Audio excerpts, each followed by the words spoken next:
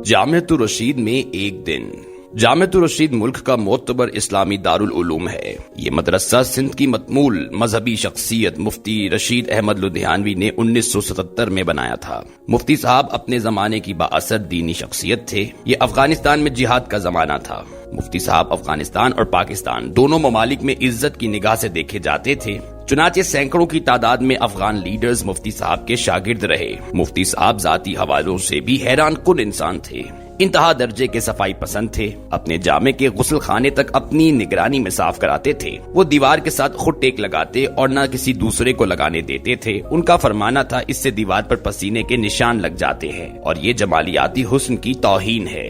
उनका कोई तालिब इल्म या खादिम बिजली का बटन ऑन करते हुए अगर स्विच या स्विच बोर्ड पर गंदा हाथ या पूरा हाथ लगा देता तो आप नाराज हो जाते थे। फरमाया करते थे, स्विच उंगली से दबाया जाता है, बोर्ड के साथ गले मिलने की क्या जरूरत है। मुफ्ती साहब ने जिस्म के बालाई हिस्से के लिए अलग और ज़ीनी हिस्से के लिए दूसरा तौलिया रखा हुआ था। ये अपने शागिर्दों को भी 2 तौलिए इस्तेमाल करने की तलकीन करते थे। वक्त के इंतहाई पाबंद थे।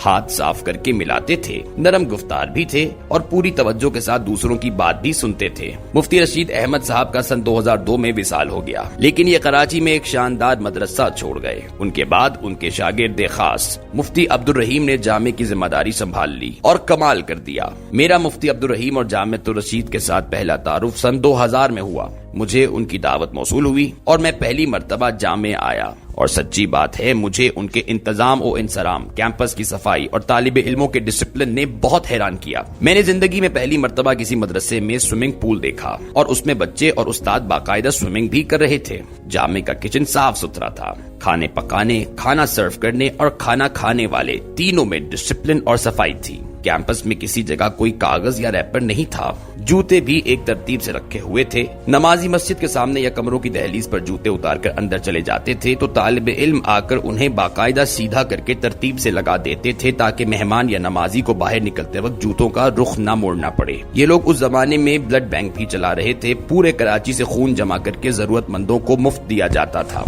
अंग्रेजी स्कूल भी शुरू किया था और इस्लाम के नाम से रोजनामा और ज़र्ब मोमिन के नाम से मैगजीन भी शाया कर रहे थे। मैं ये सब देखकर मुतासिर हुआ। ताहम मुझे उन लोगों के मौक़िफ़ में बिला जरूरत सख्ती महसूस हुई। मसलन ये लोग तस्वीर को हलाल नहीं समझते थे, लिहाजा शनाख्ती कार्ड और पासपोर्ट के अलावा तस्वीर नहीं बनवाते थे। कैंपस में कैमरा ममनू था। अखबार और रसाइल में भी जानदारों और इंसानों की तस्वीर शाया नहीं होती थी। तस्वीर छापना मजबूरी होती थी तो ये तस्वीर का सर काट देते थे या चेहरे के नक्श एडिट कर देते थे। टेलीविजन के इंतहाई खिलाफ थे। ये उसका नाम तक सुनना पसंद नहीं करते थे। अंग्रेजी लिबास भी नापसंद था। मैं पतलून पहनकर जामे में चला गया था। मैंने देखा तालिब इल्म और असातिज़ा मुझे हैरत से देख रहे हैं, लेकिन बहरहाल किस्सा मुख्तसर। इसके बावजूद मुझे उन लोगों ने बेइंतहा मोहब्बत और इज्जत दी और यूं मेरा उनके साथ एक ताल्लुक अस्तवार हो गया और ये ताल्लुक आज सन 2023 तक कायम है। मैं इस दौरान 20 मर्तबा मुफ्ती अब्दुल रहीम साहब से भी मिला और उनके अहबाब से भी। मुफ्ती साहब उर्फे आम में उस्ताद साहब कहलाते हैं। ये मेरे घर भी तशरीफ लाए और मेरे अहले खाना को बेतहाशा दुआएं भी दी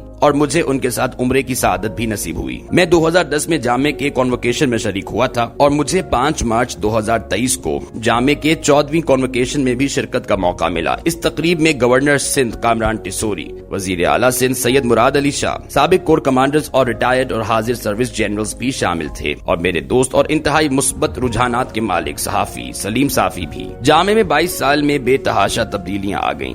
पहली तब्दीली उनके रवैये में देखी। आज से 20 साल पहले तक जामे में तस्वीर और कैमरे की गुंजाइश नहीं थी, जबकि अब जामे का बाकायदा मीडिया और डिजिटल सेल भी है और तुलबा और उस्ताद सेल्फीज भी बनवाते हैं। मुफ्ती अब्दुल रहीम भी टेलीविजन को 2 इंटरव्यूज दे चुके हैं। एक इंटरव्यू सलीम साफी ने किया और दूसरे की मुझे सआदत हासिल हुई, जबकि ये यूट्यूब और डिजिटल मीडिया पर भी बेशुमार मर्तबा आ चुके हैं। जामे के बाकी असातिज़ा और तुलबा भी अब कैमरे को बुरा नहीं समझते और ये तब्दीली मुस्बत भी है और काबिल तकलीद भी। इंसान वक्त के साथ चलने वाला जानदार है। ये वक्त को मुस्तरद करके अक्सर खसारे में रहता है और जामे ने इस हकीकत को तस्लीम करके समझदारी का सबूत दिया। 9/11 के बाद अमेरिका और अक़वाम मुत्तहिदा ने रशीद ट्रस्ट को ब्लैक लिस्ट कर दिया था, मगर जब मुख्तलिफ सफीरों और एस्टेब्लिशमेंट के अहम लोगों ने जामे के दौरे शुरू किए तो ये उनका काम देखकर हैरान रह गए और यूं ये पाबंदियां खत्म होती चली गईं। तालिबान और अफगानिस्तान में अमरीकी नज़ाद हुकूमत के एहलकार दोनों मुफ्ती अब्दुल रहीम का बहुत एहतराम करते थे।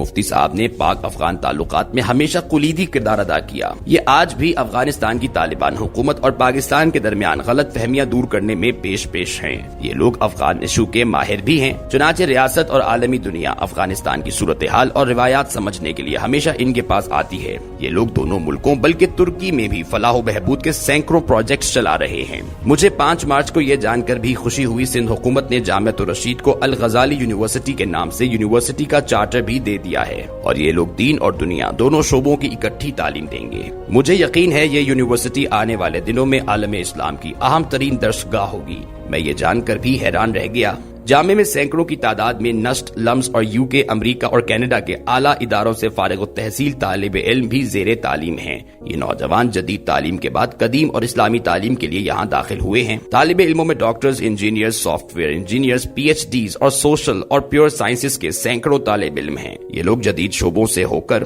قدیم علوم کی طرف لوٹے ہیں اور یہ باریش بھی ہیں، حلیم بھی، باادب بھی اور پکے نمازی بھی، اور ان کے علم کا لیول بھی عام یونیورسٹیوں کے طالب علموں کے مقابلے میں کئی گنا زیادہ ہے۔ یہ نوجوان درجنوں جدید اور قدیم کتابیں پڑھتے ہیں۔ جامعہ نے ابو بکر نام کے ایک نوجوان کو میری مدد کی ذمہ داری دے رکھی تھی۔ یہ نوجوان نسٹ یونیورسٹی سے فائنانس اینڈ اکاؤنٹنگ کا ڈگری ہولڈر ہے۔ میں اس کے ہاتھ میں سٹارٹ اپ نیشن کتاب دیکھ کر حیران رہ گیا۔ یہ کتاب جدید اسرائیل کے عروج سے متعلق ہے اور میرا خیال ہے یہ ترجمہ کرا کر پوری مسلم دنیا کو پڑھائی جانی چاہیے۔ یہ نوجوان ممتاز مفتی صاحب کا بھی فین ہے اور یہ جدید کتابیں بھی پڑھتا ہے۔ یہ جامعۃ الرشید میں کلیات الشریعہ کا طالب علم ہے۔ جامعہ میں ایسے نوجوانوں کی تعداد سینکڑوں میں ہے۔ مجھے جن نوجوانوں نے ایئرپورٹ سے لیا تھا وہ بھی نسٹ سے ڈگری ہولڈرز تھے اور مجھے ایک نوجوان ڈاکٹر جامعہ سے ہوٹل بھی چھوڑنے آئے۔ ان کا نام ڈاکٹر عمار تھا۔ یہ سندھ میڈیکل کالج سے MBBS تھے اور اب جامعہ میں دینی تعلیم حاصل کر رہے تھے۔ یہ بہت علمی نوجوان ہیں۔ میں ان کے وسیع مطالعے اور سوچ سے متاثر ہوئے بغیر نہ رہ سکا۔ میں یہاں مفتی افنان کا خصوصی طور پر ذکر کروں گا۔ میں ان سے 2003 میں پہلی مرتبہ ملا تھا۔ یہ اس وقت جامعہ کے طالب علم تھے۔ یہ تعلیم مکمل کرنے کے بعد امریکہ اور سوئٹزرلینڈ میں پڑھتے رہے اور یہ آج کل برطانیہ سے LLB کر رہے ہیں۔ انگریزی، عربی اور اردو تینوں زبانیں روانی سے بولتے ہیں اور سننے والے ان کی معلومات اور روانی سے متاثر ہوئے بغیر نہیں رہ سکتے۔ میرے ساتھ افغانستان میں پاکستان کے سابق سفیر صادق خان بیٹھے تھے۔ یہ NDU میں پڑھاتے بھی ہیں۔ انہوں نے تسلیم کیا جامعۃ الرشید کی سلائیڈز NDU سے بھی بہتر ہیں اور یہ دعویٰ غلط نہیں تھا۔ میں نے آج تک کسی یونیورسٹی کے کانوکیشن میں اتنا ڈسپلن اور صفائی نہیں دیکھی۔ پنڈال میں 7-8 ہزار لوگ بیٹھے تھے لیکن کسی جگہ ہڑبونگ تھی اور نہ افراتفری۔ تمام لوگوں کو چائے، پانی اور کھانا بھی ملا اور جگہ بھی، اور کسی نے نعرہ بھی نہیں لگایا۔ پارکنگ میں بھی کوئی گاڑی کسی گاڑی سے نہیں ٹکرائی اور کسی نے کسی کے ساتھ بدتمیزی بھی نہیں کی، اور ان تمام انتظامات کے ساتھ ساتھ سیکیورٹی کا بندوبست بھی فل پروف تھا۔ ہائر ایجوکیشن کے چیئرمین ڈاکٹر مختار بھی یہاں موجود تھے۔ یہ وائس چانسلر بھی رہے ہیں۔ یہ بھی انتظام و انسلام سے متاثر ہوئے بغیر نہ رہ سکے۔ ان کا کہنا تھا ہماری سرکاری اور پرائیویٹ یونیورسٹیوں کو جامعۃ الرشید سے سیکھنا چاہیے۔ میں مزاجن لبرل ہوں، مدارس کی سوچ سے زیادہ متاثر نہیں ہوتا، لیکن آپ یقین کریں جامعۃ الرشید نے مجھے ہر بار حیران بھی کیا اور متاثر بھی، اور میں اس ادارے کو دیکھ کر ہر بار یہ کہنے پر مجبور ہو گیا اصل پاکستانی اور اصل مسلمان یہ لوگ ہیں۔ ہم صرف نام کے مسلمان اور نام کے پاکستانی ہیں۔ ہم اس ملک کے صرف بینیفیشریز ہیں، جبکہ ملک کی اصل خدمت یہ لوگ کر رہے ہیں اور یہی اس ملک کے اصل وارث ہیں۔